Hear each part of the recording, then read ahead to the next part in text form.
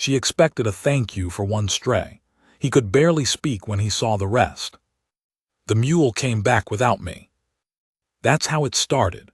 Or that's how I tell it when I need a place to start, because the truth is it started long before that, started the morning I buried my wife, started the years I spent after turning myself into something that couldn't feel cold anymore. The mule coming back without me is just the first part that involves another person, so that's the part I say out loud. Her name was Cora Finn, widow of Harlan Finn, who died of a snakebite 3 summers back while checking his east fence line, and who'd left her with 160 acres of hard clay land south of the Cimarron, a barn that leaned wrong, and 4 horses she knew more about than I ever would. I didn't know any of that the morning she found me. All I knew was the ground, which was cold and smelled like something had died nearby, and then her boots, which were cracked at the toe and caked with the same clay I was lying in. She said, "You're alive." Not a question, the way you'd note that a fence post was still standing after a hard wind. I said something back, I don't remember what. She said, "Your mule showed up at my barn last night. I figured you couldn't be far." I'd fallen 2 nights before, not the night she was talking about, so she was off by a day, but I didn't correct her. My ribs were broken, 3 of them, I found out later. A horse had kicked me when I tried to pull it from a gully out on the flats. Mine or someone else's, I still couldn't tell you. And when it came free, it caught me on the left side, and I'd gone down wrong and stayed down. I'd made it maybe a 1/4 mile toward nowhere before I couldn't anymore. She didn't fuss, didn't make sounds. She got down on one knee and checked my eyes and my pulse and the side of my head where I'd hit something, and then she stood up and said she had a wagon and I'd need to get to it under my own power for the first 20 yards or so until the ground leveled out. I did it. Took a while. She walked alongside without touching me, which I was grateful for and would have been too proud to say so. That was October. First hard cold of the year, frost on the grass in the shade.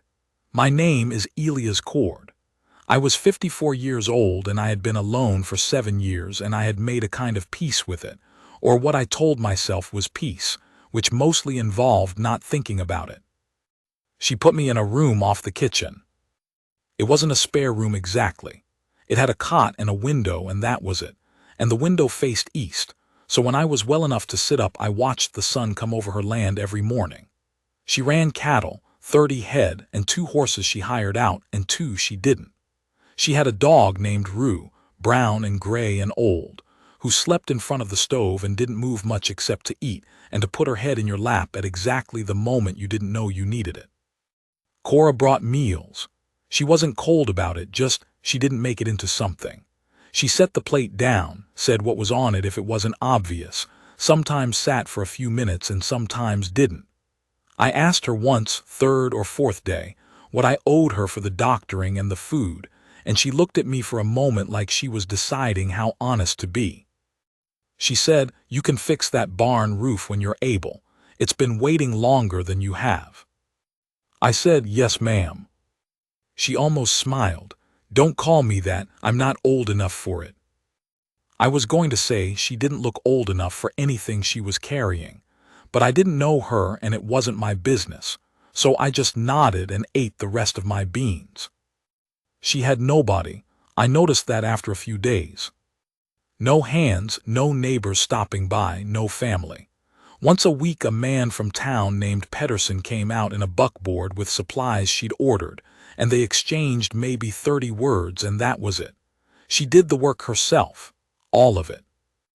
I lay in that cot and listened to her mornings, the rhythm of it, the water being pumped, the barn door, the sound of her talking to the horses in a low voice I couldn't make out words in, but recognized as the voice of someone who had decided animals were better company than most people and had arranged her life accordingly. I understood that completely. My wife's name was Ruth. She died of a fever in the spring of 1871, which was 7 years before I landed on Cora Finn's floor, and I had spent those 7 years on the move the way you do when you've lost the thing that made a place make sense. I wasn't drinking, wasn't in trouble, wasn't looking for anything in particular. I had a trade. I could break horses and fix most things that needed fixing, and I was good enough with a rope that I could usually find work. So I worked and I moved and I slept in bunkhouses and camp beds and under open sky, and I didn't stay anywhere long enough for it to get complicated. Ruth and I had been married 11 years. We had a small place in Kansas, 120 acres of pasture and creek bottom that we'd bought on a loan that we'd almost finished paying. We had a garden she put in every spring that was bigger than we needed, and she said so herself. She said it was immodest, that much tomato for 2 people, but she did it every year. We had a pair of mules and a good horse and a dog named Pepper who died the year before she did. I had built that house, not with help mostly. I'd done the frame with a cousin of mine who came out one summer, but the rest of it I'd done in the evenings after the other work was done, over the course of 2 years, starting with the floor and working up. Ruth would bring me coffee in the evenings and sit on the unfinished planks and tell me about her day. She could talk. Not endlessly, she knew when to stop, but she had things to say and she said them, and I had never been much of a talker, and I think she understood that and decided it wasn't a problem, and that settled it. When she got sick, it was fast. It's always fast with a fever like that, which I didn't know because I'd never been close to it before. 4 days from healthy to gone. I sat with her the whole of it. The last day she wasn't really there anymore, not the part of her I knew, and I held her hand and I talked to her, which was not something I usually did, talking, but I did it then. I don't know what I said. I don't remember. I've tried. I stayed on the place through the summer. I don't know exactly why. Partly because I didn't know what else to do with my body, and partly because I kept thinking she'd come back and want to see the tomatoes, which is a crazy thing, and I know that, but grief makes you crazy in specific ways, and that was one of mine. The tomatoes came up. I let them go. I sold the place the following spring to a man I didn't like. I've already said that. I said I regretted it, and I do, but the regret is complicated. What I regret is not what the man paid for it. It's that I left before I'd learned anything from it. I left too fast, and I spent the next 7 years moving, and I didn't learn anything from that either, or not anything I wanted to know. Just how to be small, how to need nothing, how to make yourself so useful to other people's places that they don't ask you to be a person. I'd had a dog for a while after. Then I didn't. Then I'd had a horse I named something I won't repeat because it was a private thing, and she was a good horse, and she deserved better than being in this story. She died of colic the spring before Cora found me, and after that it was just me and the mule, who was a decent mule but not the kind of animal you have a relationship with. I had been doing all right. That was what I told myself. Moving, working, not taking up too much space, not hurting anyone. That is what all right looks like when you've trimmed yourself down to it. The barn roof took me 2 weeks to get to. I spent those 2 weeks lying in the cot mostly. Cora had wrapped my ribs, and she'd done it the right way, which is a specific thing, and you know when someone doesn't know it. She knew it. She brought me a poultice the first night for the bruised side and didn't explain where she'd learned that either, and I had the sense by then not to ask. She left me a lamp and a book, which I didn't read, and a tin cup she refilled when she came in for meals. The third day I tried to get up too early and made it to the door and sat on the step for a while because I needed to know the outside was still there. Rue came and sat with me. Cora came out at some point and looked at me and said, "You could have asked," and went back inside and came back with a chair, which she set behind me without a word, and went back to whatever she'd been doing. I didn't thank her. I think she'd have preferred I didn't. When I was well enough to get to the barn, I walked the perimeter of it first. You learn to do that. Walk all 4 sides before you start thinking about what needs doing, because what looks like a roof problem is sometimes a foundation problem, and what looks like 1 beam is sometimes 3. This barn was in better shape than it looked from the house. Harlan Fenn had known what he was doing when he built it. The bones were good. The problem was the skin. North face had gone to pieces, and one of the side doors had been hung wrong to begin with. dragging on the frame, and in time the drag would split it. My ribs were still bad when I climbed up there. I knew they were. I went slow. Cora came out once and stood below and watched me on the roof and didn't say don't do that, which I appreciated, because I'd have done it anyway and it would have made us both feel stupid. She just stood there a minute and then said, "Pedersen comes Thursday," which meant that was when to have the lumber list ready. I came down and told her what I'd found, and it was more than I'd expected. 2 of the main crossbeams had gone soft with rot, and the shingles on the north face were gaps more than they were shingles. I came down and told her, and she listened and nodded and told me what she had in the lumber pile and what she didn't, and said if I needed anything from Pedersen she'd add it to the next order. I said, "That's a lot of work for a mule. I don't know you wanted back." She said, "I didn't want the mule. I wanted you off my property and healthy enough to walk away." Then she went inside. I stood there in the yard a minute. Then I went and looked at the lumber pile. I won't lie to you and say I didn't notice her. I noticed her the first day. She had this way of being in a space that made the space feel organized. Not neat, not fussy, just organized. Everything where it was for a reason. And she wasn't small. Not large either, just there was a solidity to her. She moved like someone who'd spent years doing things that mattered and had quit worrying about how it looked. Brown hair that she kept in a braid most of the time, coming loose by afternoon. A mouth that did not have much patience for nonsense, but could be surprised into something warmer by something unexpected. I didn't do anything with noticing her.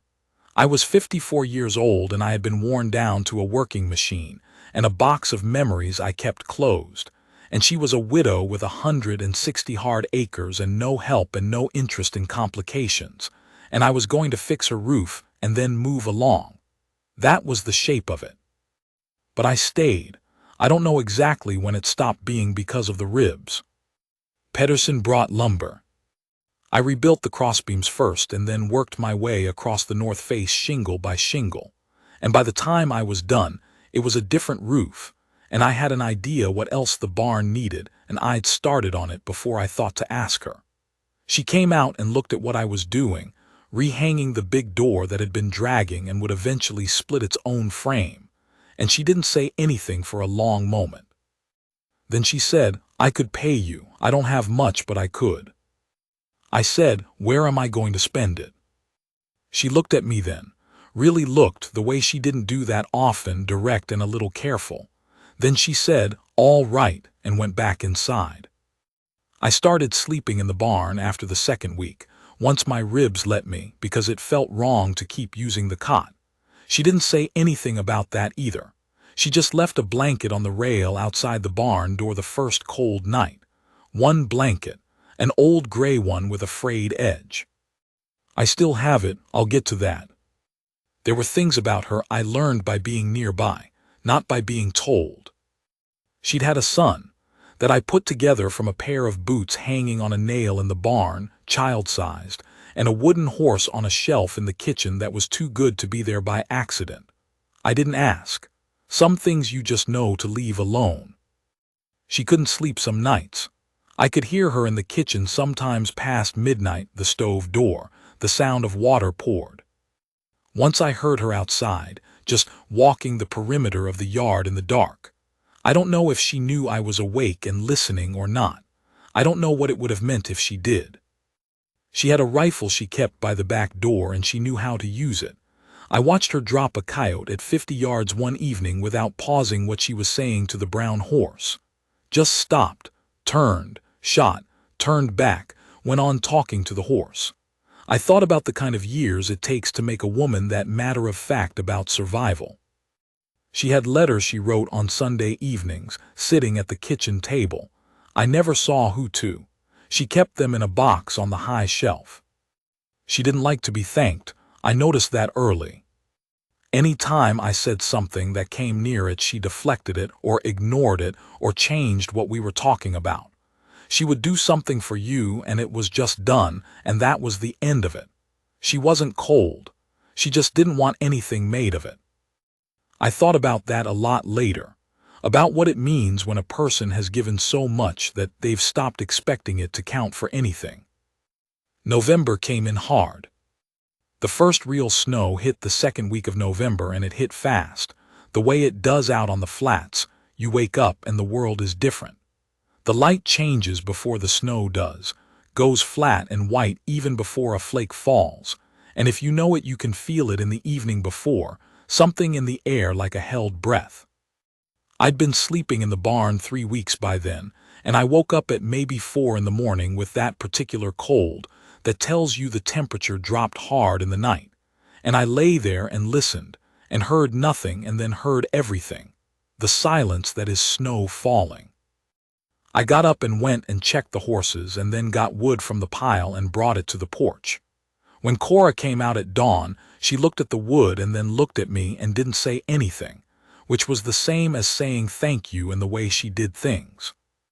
She'd gotten her hay in already, had her cattle in the near pasture, had done what she always seemed to do, which was know what was coming before it came and arrange herself accordingly. But the cold cracked something in the water line between the well and the house, not the main line, the branch line that ran under the kitchen floor, and we spent a morning in the mud fixing it, her on one end of it and me on the other, and neither one of us what you'd call comfortable. Cold clay mud in November is its own particular misery. My hands stopped feeling useful around the 3rd hour. She had a way of working that didn't acknowledge discomfort, not by suppressing it but by just moving past it, like it was information, not a complaint. When we got it running again, we stood in her kitchen and she poured coffee without asking and set mine on the table, and I sat down and felt the heat come back into my hands. She sat across from me, which she didn't do that much. Usually when I was in the kitchen, it was her moving and me out of the way. She said, "You've been here 6 weeks. I said, "About that." She looked at her coffee. I had a man my husband's cousin sent out in the spring, after Harlan died, to help with things. He lasted 3 days before he decided he'd rather be somewhere there were other people around. I said, "I don't need other people around." She said, "I know you don't." Then she said, "What is it you're running from?" I wasn't expecting that. She said it the same way she said most things, plain and without a lot of warmth in it, but not mean either. Just, she wanted to know and she decided to ask. I said, "Who says I'm running?" She said, "A man who'd stop here would stop anywhere." "You haven't stopped anywhere in a long time, I can tell." I turned my coffee cup on the table. "There's a ring there still, probably in whatever wood that was." I said, "My wife died 7 years ago." She nodded like she'd known. I said, "I didn't know what to do with the place after, so I left it." She said, "What happened to it?" I said, "I sold it the next spring to a man I didn't like." I paused. "I've regretted that." She looked at her hands. She had strong hands, calloused in the same places mine were, which told you something about the kind of work she'd done. She said, "I think about selling this place sometimes, in the hard months." I said, "But you don't." She said, "No." We sat there a while. The stove ticked. Rue lifted her head off the floor and looked at us both, and put it back down. Cora said, "Harlan was a good man. Not brilliant, and we didn't have an easy thing always, but he was steady. He showed up every day. I didn't know how much that was worth until he didn't." I said, "Ruth was," she made things make sense. "That's the best way I can put it. I'd come in at the end of the day and she was there and it made sense. When she wasn't, it didn't." Cora didn't say anything for a while. Then she said, "Yes." Just yes, like I'd answered a question she'd had for a long time. "I want to tell you about the animals, because you need to understand the animals." I found the first one in December. I'd gone to the south pasture to check the fence after a hard wind, and on my way back I heard something in the brush near the dry creek bed. A dog, or something that had been a dog, thinned down to a shaking rack of ribs, one eye gone milky, about the size of a decent barn cat once you accounted for all the hair that should have been there and wasn't. just sitting in the brush like he'd arrived at the end of his ability to do anything more than sit. I brought him in, didn't think much about it. Cora was in the kitchen and she looked at what I was carrying and didn't say anything, just cleared a space by the stove and got a bowl of water and set it down. The dog drank. Rue sniffed him and accepted him with the dignity of an old animal who has seen enough of the world to know that things show up. I said he was by the creek. She said, I'll see if he eats something. That was it. He ate. He got named Hector, which was Cora's doing, and by spring he could keep up with her on the morning rounds, though slowly. The second one was a horse. That was January. Someone had left it, abandoned it, turned it loose, or just left it tied to a dead tree and ridden off. I don't know. I don't know people who do that, or I don't want to. It was a mare, young, badly underweight, with a rope burn on her neck that had gotten infected. Cora treated the infection. I worked the mare slow, over the course of weeks, and she came around into a decent animal that you could trust. We never named her. I started calling her Bay because of her color, and Bay stuck, though we never said it was her name. She's out in the field right now, heavier than she was, and she seems to feel that is enough. The third one I didn't find at all. In February, I came in from splitting wood. I'd been at it 2 hours. The kind of cold that makes the wood split clean and sharp. You could hear it across the yard, and there was a boy in the kitchen. Maybe 12, sitting at the table with a bowl of something in front of him, and looking at me the way a wild thing looks at you when it's too hungry to run and hasn't decided yet if you're dangerous. Cora was at the stove with her back to me. I said, "Who's this?" She said, "He said his name is Cal. He was on the road. He'll stay until the weather clears."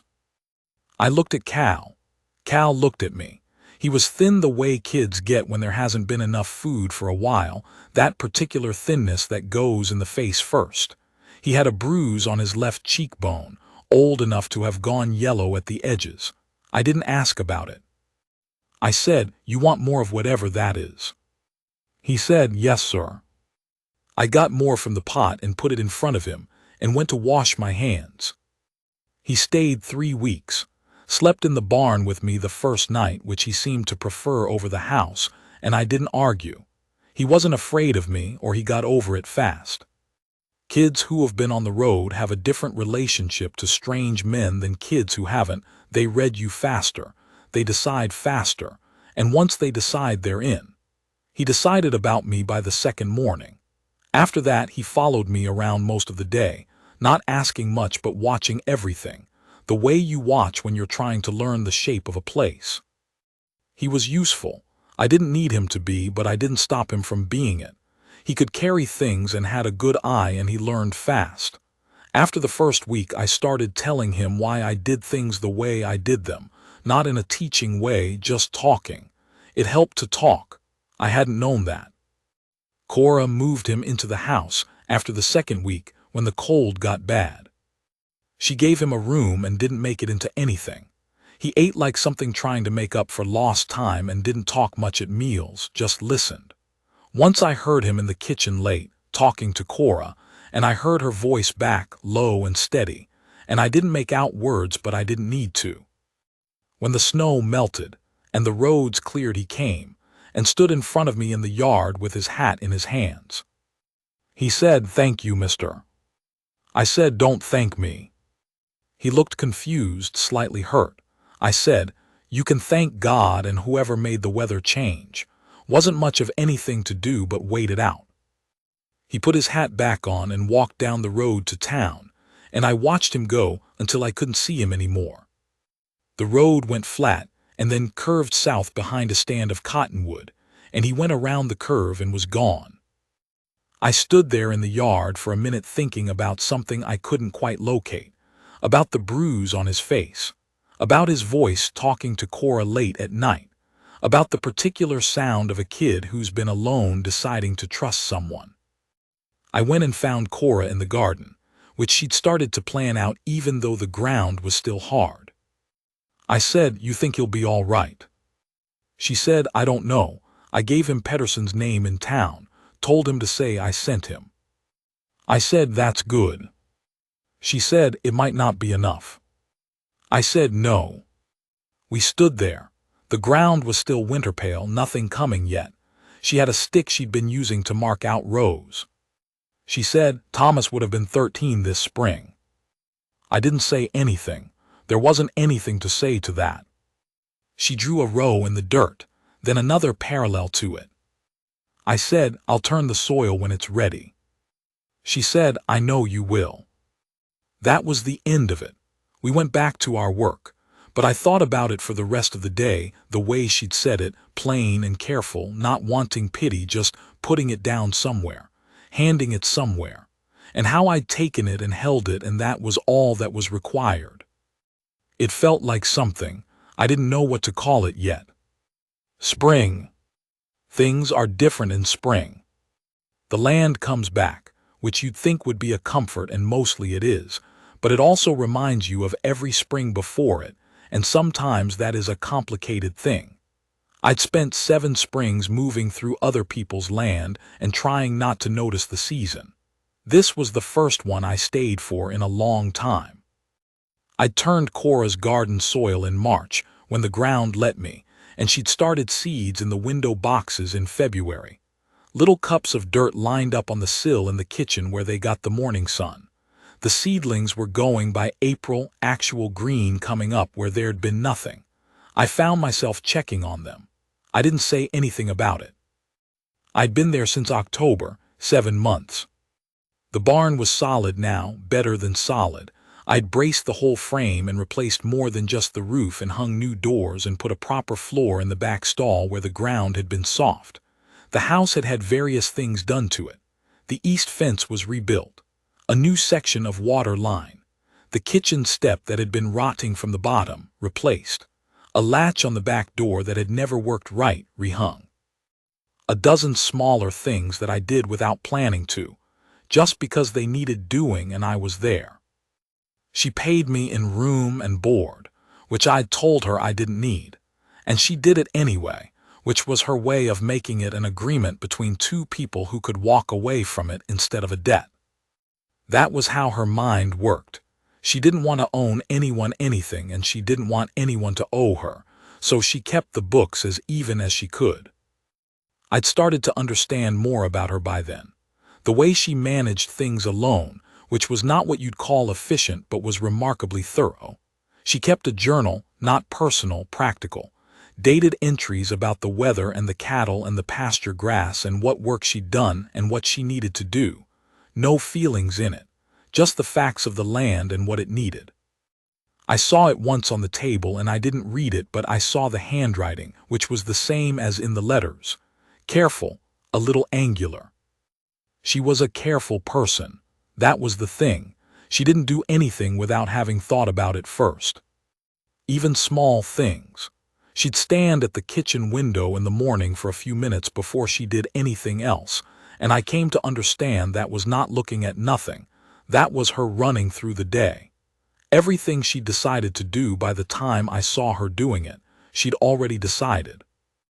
I was thinking about walking away from it, not because I wanted to, because that was what I knew how to do, and because staying felt like something I didn't have the right to anymore. Like I'd used up that right and handed it over to the years, and they'd done something else with it. One evening in late April, I was sitting outside the barn at dusk. Just sitting. The way you sit at the end of a day when there's nothing left to do, and you're not quite ready to sleep. The light was going pink and gold over the flats. Rue came out and put her head in my lap. Hector came and lay down 3 feet away and watched the light the way old dogs do, like they're the only ones who know what it's actually for. Cora came out and stood a few yards away and looked at the same light. She didn't say anything for a while. Then she said, "The Pedersen boy asked if I'd be willing to sell the South 40. I said, "What did you tell him?" She said, "I told him no." I said, "Good." She looked at me sideways. "You think so?" I said, "That South 40 is the best pasture you've got once you get the grass right. Give it 2 more years. She said, "2 more years." She said it in a way I couldn't read. like she was turning the number over. I said, I should probably tell you I'm thinking about moving on in the summer. Not soon, just that you'd have time to find someone else.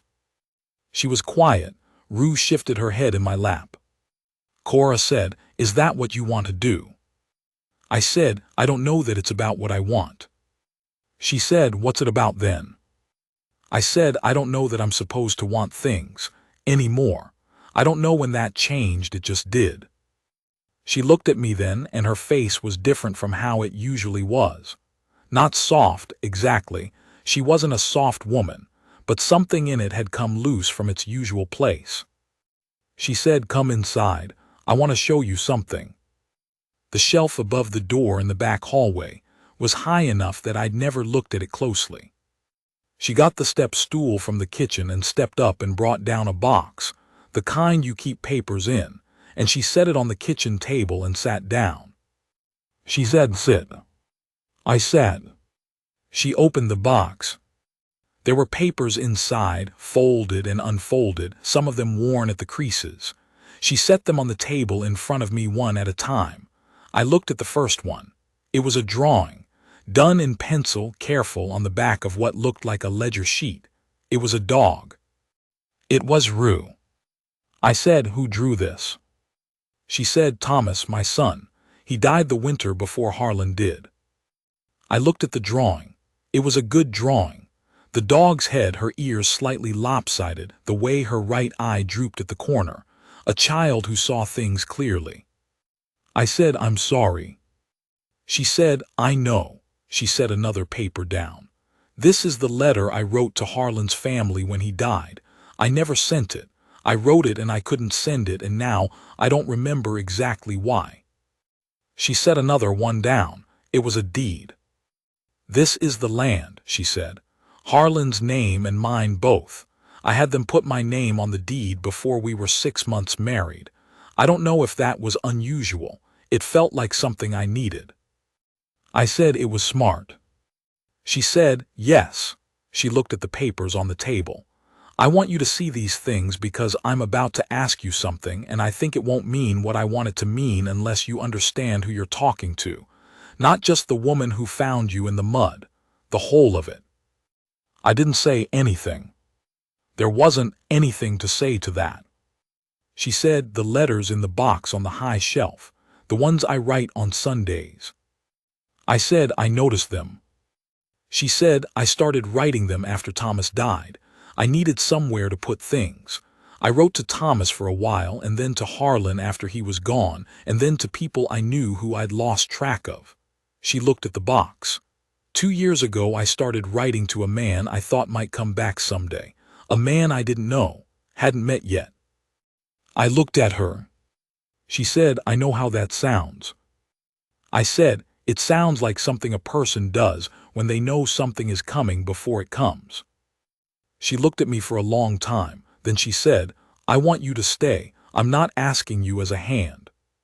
I'm asking you as, I don't know what word to use that isn't too much or too little, but I'm asking you plainly because you deserve that. I sat there.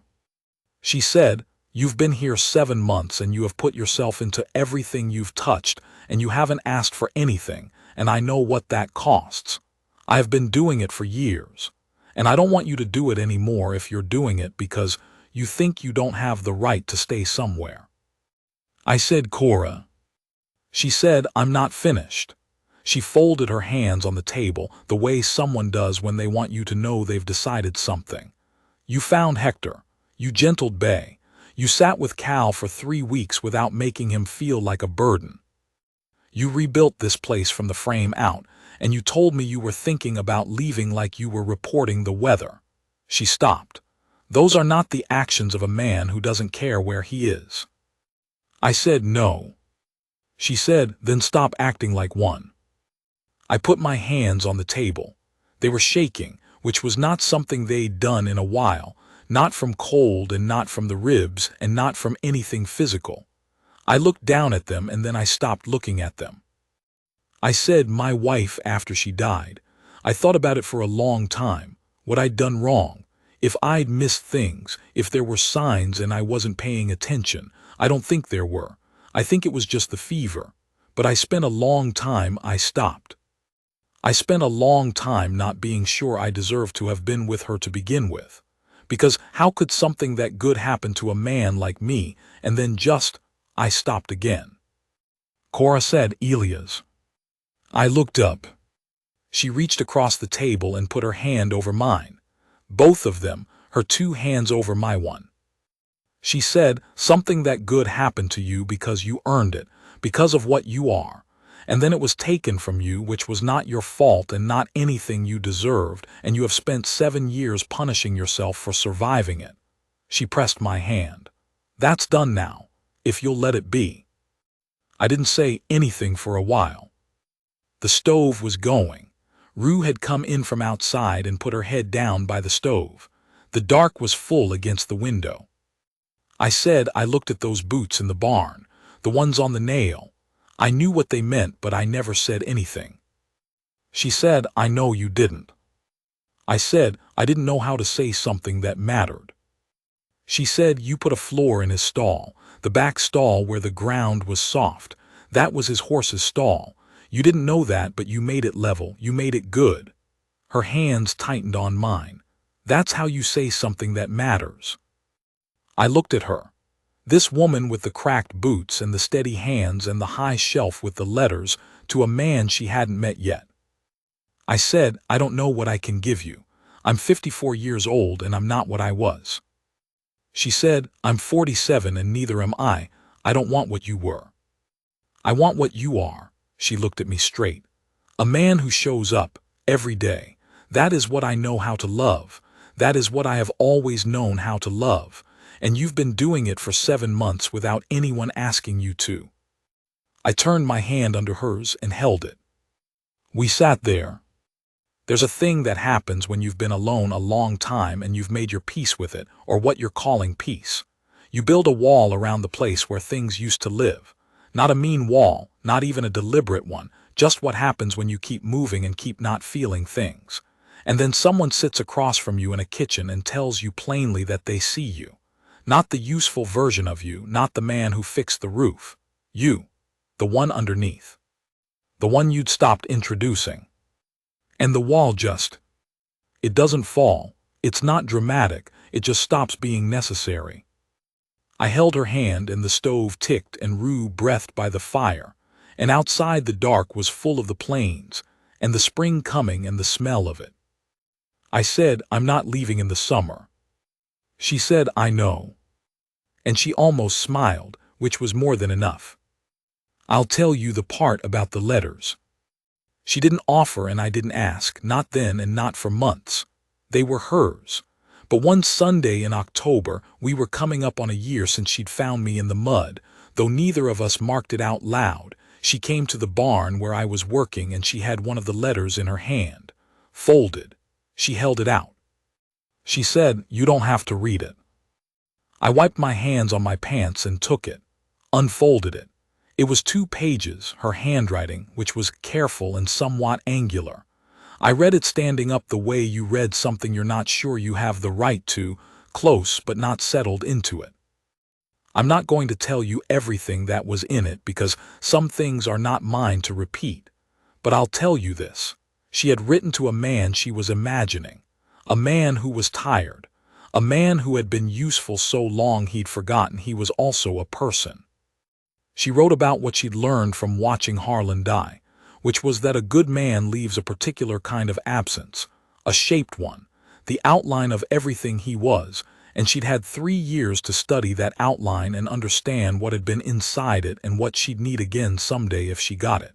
She wrote about competence, about steadiness, about a man who woke up and did what the day required without being told or thanked.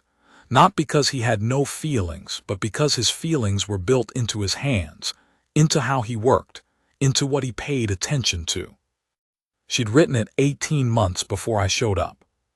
I stood there in the barn with 2 pages in my hand, and I thought about the 7 years I'd spent moving and all the mornings I'd woken up in other people's places and started work without anyone asking me to, and I'd always thought that was just economy, not needing much. Not being a burden. I'd never thought of it as anything anyone would notice or want. I refolded it carefully and gave it back. She said, "Well." I said, "You knew I was coming."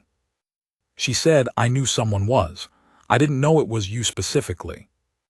I said, "Did I match the letter?" She looked at me for a long moment. The barn around us was the barn I'd rebuilt, the light coming in through the door I'd rehung, the floor solid under the stall where a boy's horse had lived. She looked at me the way she looked at things she was deciding, direct, and a little careful, taking her time. Then she said, "Better." I went back to what I was doing. She went back to the house, and I sat there in the barn with the smell of hay and horses and October coming in through the door, the same October smell it had been when she found me a year before, the cold iron smell of the season changing, and I felt something I hadn't felt in so long I almost didn't recognize it. Like I had arrived somewhere. Like the moving was done. Like a man who has been carrying something heavy for a long time and finally sets it down and stands up straight and takes a breath, and the surprise of it is not that the weight is gone but that he can still stand, that he's still there, that there is still enough of him left to be something to someone. That first winter I'd come off a mule into hard ground and she'd found me there, and that had seemed like the whole story. A man falls down, and a woman with no obligation to do it pulls him up. Twist B, you might say, if you were keeping track of things in that particular way. She saves him. But that's not quite it. She'd already been saving me before I got there, before I showed up.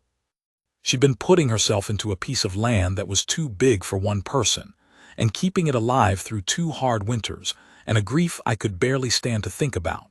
And she'd made a barn where strays could come and get steadied, whether they came on 4 legs or 2, whether they were a dog with a milky eye or a boy with no hat or a man who'd been moving for 7 years without purpose. She'd made a place that could hold things. I was just the last one who came in out of the cold. And she was the woman who didn't make you feel like a stray for needing it. That is the gift. I've thought about it a lot since then, and that is the gift. Not that she saved me, not that she chose me, though she did both, but that she did it without making me feel smaller for needing it. She saw what I was and she just held the door, the way you do for someone you've been expecting. She expected a thank you for one stray, for the mule that came back to her barn without me. She got the mule back on his way and then went and found the man, and she figured that was the end of it, a neighbor's kindness, a clean conscience. She didn't know she was about to take in the whole rest of it. I was the stray, Hector was a stray, Bay was a stray, Cal was a stray. All of us, each with something missing, each found by the same woman on the same patch of hard clay and made into something that worked again. When I saw the rest, when I understood the whole of what she'd built here, what she'd been building through all those years of being alone, this place of landing, I couldn't speak. She was standing in the kitchen the morning I understood it, just making coffee, and I stopped in the doorway and looked at her, and she looked back and something moved across her face. She said, "What?" I said, "Nothing, I stopped." She waited. I said, "You've been doing this a long time." She said, "Doing what?" I said, "Holding things together, for everything that needed holding." She turned back to the stove. Her shoulders moved once in a way that might have been a breath and might have been something else. She said, "Someone has to." I crossed the kitchen and stood behind her and put my hands on her shoulders, which I don't think I'd done before, not like that. And I just stood there a moment with my hands on the woman who had made a place for everything that wandered in, including a used-up man who'd been moving for 7 years and didn't know he was running out of road. She leaned back just a little, just enough. I said, "Not by yourself anymore." She didn't say anything. She put her hand over mine on her shoulder, both our hands rough from the same kind of work, and she held on. Outside the window the land was there, the flats going gold in the morning, the horses in the near field, bay among them, heavier now and at ease, Rue on the porch in the sun. The barn standing straight and solid and right, the way things stand when someone put care into them. I stood in that kitchen with my hands on the shoulders of a woman who had known I was coming before I did, and I held on, and the whole of it, the whole 7 years of moving, and the whole of what I'd thought I'd lost, and the whole of what I'd found here without looking for it, all of it came up into my chest at once. I couldn't speak. She knew she didn't need me to. That's the thing about a woman who's been expecting you. She already knows the whole of what you're going to say. My name is Elias Cord. I am 55 years old as of March last, and I have not moved in more than a year, and I don't intend to. I get up in the morning and the land is there, the same land, and Cora is there, the same woman, and Rue is slower than she was, and Hector is fatter, and Bay is a good horse, and the barn roof has not moved an inch and doesn't intend to. A man showed up in the fall asking about work, and we took him on for the spring calving. He's been useful, doesn't talk too much. Cora set him up in the room off the kitchen, which is how you know she's done this before. I watched her with him the first week the way you watch for something you recognize, and there it was, the plain efficiency of her, setting down food and not making it into anything, giving him enough rope to find his own footing without hovering. I thought about what it must have been like to be on the receiving end of that without knowing what it was. I thought about October a year and a half ago, the way she said, "You're alive," like she'd been waiting for the information. I eat her cooking and I fix what breaks, and in the evening we sit on the porch when the weather allows, and we don't say much because there isn't much that needs saying. The things that needed saying have been said. She'll tell me something about the cattle or what Pedersen said when she was in town, and I'll tell her what I did with the fence line, and sometimes that's all there is, and that is the best kind of day. A day where you did what needed doing, and at the end of it, there is someone to sit with who was doing the same. I didn't know I'd missed that. Not the talking part, I'd never needed that. The sitting part. The weight of another person in the same space, steady and real, not going anywhere. In the mornings I'm up first. I start the stove and I get the coffee going and I wait. I hear her in the bedroom and then in the hallway, and then there she is in the doorway, her braids still loose, putting it right, and she looks at me the way she's looked at me every morning since I moved into the house. The same look, a little tired still from sleep, a little assessing, checking that I'm still there, that the thing she decided to trust is still present. I'm always there. I intend to keep being there. That is the whole of it. There's a man my age somewhere moving across the same country I moved across, bunkhouses and camp beds, fixing other people's things and moving on. I know him. I was him. And I want to say something to him, though he can't hear it, though he's me and I'm here now, and time doesn't work that way. I want to say, there's a door somewhere with the lamp on. There is a woman somewhere who has been holding things together alone for a long time, and who knows what a steady man is worth, knows it better than anyone, knows it down to the bone the way you know things you've had to learn the hard way. And when you walk through that door, she is going to look at you and just know. Not that you're special, not that you're extraordinary, that you're you. That the specific thing you are, tired, capable, a little worn down, still showing up, is the thing she's been waiting for.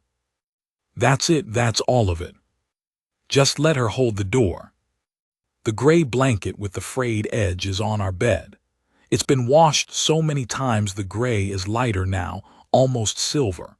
She put it there the first winter I slept in the house, just folded it at the foot of the bed, and neither of us has ever moved it to anywhere else. I put it there every morning when I make the bed. There is a woman who found me in her mud and brought me in and rebuilt me back into a man who had somewhere to be.